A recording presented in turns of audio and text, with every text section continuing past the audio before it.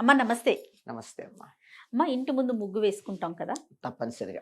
ముగ్గు వేసుకున్నప్పుడు ముగ్గులో హ్మ్. కొంతమందిని మనం చూస్తూ ఉంటాం. హ్మ్. ఇంతింత పసుపు, ఇంతింత కుంకుమ, హ్మ్. పువ్వులు, హ్మ్. అన్ని రకాల పువ్వులు. హ్మ్. అది ముగ్గులాగా తోచదమ్మా నాకైతే. ఏదో హ్మ్. పూజలు చేసుకునేటప్పుడు వేస్తారు చూడండి. ఆ పూజ పదం మనం వాడకూడదు ఈ సందర్భంలో. యంత్రం. యంత్రం. హ్మ్. అంతలా అనిపిస్తా ఉంటుందమ్మా. హ్మ్. అసలు ముగ్గులో కుంకుమ, పసుపు, పువ్వులు ఇలాంటివి వేసుకోవచ్చా? ఎవరిని ఏమి అనేటటువంటి పరిస్థితుల్లో లేకపోయామమ్మా. ఆ! ఇప్పుడు ముగ్గు అన్నది మనం తెలుగులో వాడుతున్న పదం. ముగ్గు అన్న పదం నుంచి ముగ్గొచ్చిందో, ముగ్గులోంచి ముగ్గు అనే పదం వచ్చిందో నాకు తెలీదు. ఎందుకంటే ముగ్గు అనేటటువంటిది వేసే పిండికి వాడేటటువంటి వస్తువు కూడా ముగ్గు అని పేరు. ఆహా! మనం వేసేదాన్ని గూడా. అదే అవునవును. ముగ్గే తల అంటాం. ముగ్గు బుట్టలా ఉందంటాం. ఆ! తెల్లగా ఉందని. ఆ ముగ్గు పిండి ఉంటుందే, పిండితో వేసే ముగ్గు. అవును. పిండి దాంట్లో కొంచెం సున్నం, బియ్యపు పిండి కలిపి గుమ్మంలో వేస్తాం. అవును. ఆ ముగ్గుతో వేసినందువల్ల వీటికి తెలుగులో ముగ్గని పేరొచ్చిందని నాకు అనుమానం. నా హ్మ్. అనుమానం సుమా. దీన్ని రంగవల్లికలు అంటారు. హిందీలో రంగోలి అంటారు. ఈ రంగు అన్న పదం ఉంది గనక మన వాళ్ళు చూసి రంగులేసేయాలి అని లెక్క పెట్టుకున్నారు. ఆ! అందుకని గుమ్మంలో ముగ్గులు వేయడానికి రంగురంగుల పొళ్ళు వాడుతున్నారు గమనిస్తున్నాం గదా అవును. మనం. అవును. అసలు రంగురంగుల పొడులు ఎందుకు వాడాలి? గులాలవి ఎందుకెయ్యాలి గుమ్మంలో ముగ్గులో? అవును. అవును. అదేవన్నీ రసాయనికంగా ఉండేటటువంటివి. అవి తొక్కి లోపలికి ఎవరైనా వస్తే మన కాళ్ళకి, ఇంటికి అంతా మళ్ళీ కడుక్కోవడం చాలా కష్టం. ఎందుకు వేస్తున్నారో తెలీదు. రంగోలి అనే పదాన్ని తీసుకొని రంగులేస్తున్నారని నా అనుమానం. హుహు. నా హ్మ్. హ్మ్. అనుమానం. హ్మ్. హ్మ్. రంగవల్లిక అంత సంస్కృతంలో పేరు. ఈ రంగవల్లికలు తెలుపుతోనే వేస్తారమ్మా. తెల్లని మా దీంతో ముగ్గు పిండితో వేసేవాళ్ళు. అలా గనక వేసినట్టయితే అందులో ఉన్న గుల్ల ముగ్గు కారణంగా లోపలికి క్రిమికీటకాలు రావు. హ్మ్. ఆవు పేడకి పూర్వం ఉండేది కదా! ఇవన్నీ ఆవు పేడ ఉన్న రోజుల్లో. ఆవు పేడకి సగం పోయేవి. పెద్ద పెద్దవి ఇంతంత పేడ పురుగులు గానీ, తేళ్ళు గానీ, జిర్రులు గానీ ఆవు పేడ ఉంటే రావు. అవును. అందుకని ఆవు పేడతో కళ్ళాపి చల్లేవాళ్ళు. అక్కడి నుంచి తప్పించుకుని ఏ చీమో, దోమో లాంటిది వచ్చిందంటే గుమ్మంలో వేసిన ముగ్గు దాటి లోపలికొచ్చేది కాదు. ఇందుకు వేసేటటువంటిది పిచ్చి పిచ్చిగా ఈ మున్సిపాలిటీ వాళ్ళు చల్లినట్టుగా కాకుండా అందంగా, కళాత్మకంగా వేసుకుంటున్నాం.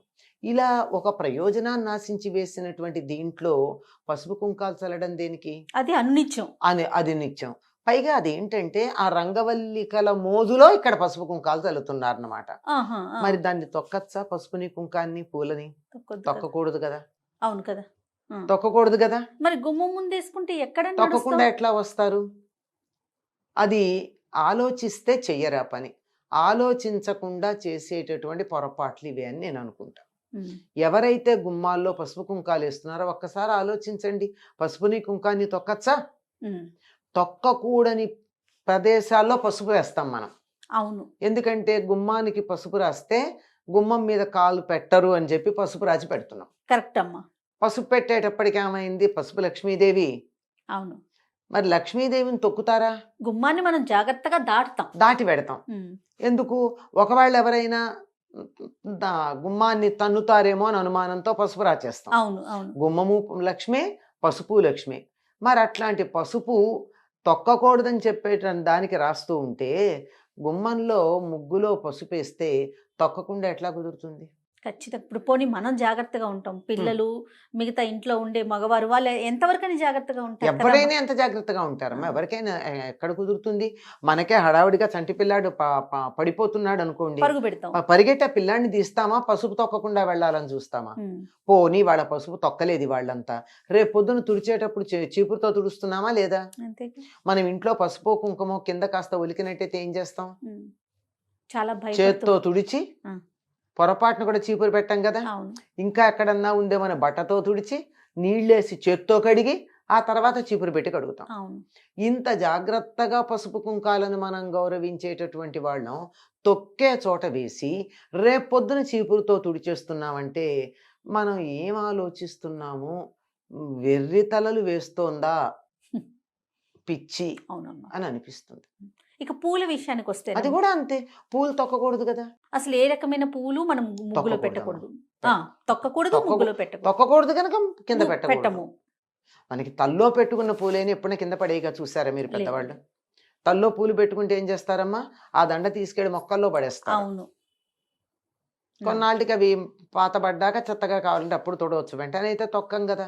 అటువంటిది పూలని, పసుపుని, కుంకాన్ని తొక్కడం అన్నది, తొక్కడానికి అనువుగా మనం తయారు చేసి పెట్టడం అన్నది, లేదా దాన్ని ఎవరు తొక్కకపోతే చీపురుతో తుడవడం అన్నది ఎంత అశుభమైనటువంటి పని ఆలోచించండి. అమ్మ, తులసమ్మ దగ్గర ముగ్గేసేటప్పుడు అక్కడ వేసుకోవచ్చునా? అక్కడ వేస్తే వేయచ్చు, ఎందుకంటే తొక్కం. అక్కడ కూడా ఎందుకు వేయాలమ్మా, తులసికి పెడితే సరిపోలా. ఆ, తులసికి పసుపు కుంకుమ పెడితే పెడతాం. తులసికి కూడా చిన్నగా ఉన్నప్పుడు పెడితే అది చచ్చిపోతుంది, కొంచెం ఎదిగాక. మరీ లేత మొక్క ఉంటుంది, దానికి పెట్టద్దు. తులసి కోటకి పెట్టండి అలంకారం, తులసికి కొద్దిగా పసుపు కుంకుమ పెట్టండి, పువ్వు పెట్టండి, అన్నీ చెయ్యండి. తులసిని తొక్కం కదా. లేదా తులసి దగ్గర ముగ్గు వేసి అంత పిచ్చి గనక మనసులో ఉంటే ముగ్గులో పసుపు కుంకాలు వేయాలని తులసి దగ్గర వేసి దానిలో దీపం పెట్టండి. దీపాన్ని తొక్కరు గనక రేపు పొద్దున చేత్తో కడగండి, చీపురుతో కాదు. చెయ్యి ప్రధానం. చీపురు పెట్టకూడదు కదా పసుపు అంతేగా. కుంకాల మీద. చేత్తో కడుక్కునే ఓపికంటే చెయ్యండి. ఓకే.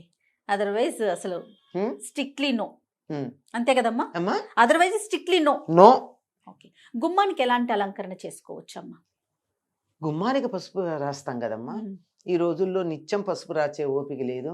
పైగా పసుపులు కూడా అంత చక్కగా ఉండటం లేదు మనకి. అవును, అవును. ఏదో టర్కోనైనో ఏదో ఉంది దాంట్లో పసుపులో ఉన్న ఆ, ఎంజైమ్, అది తీసేసి కదా మనకి బయటకు వస్తుంది అవును. ఒక పొట్టు లాంటి పసుపు. ఉమ్, ఆ పసుపు రాస్తున్నాము. దానికన్నా చాలా మంది పసుపు రంగు వేస్తున్నారు.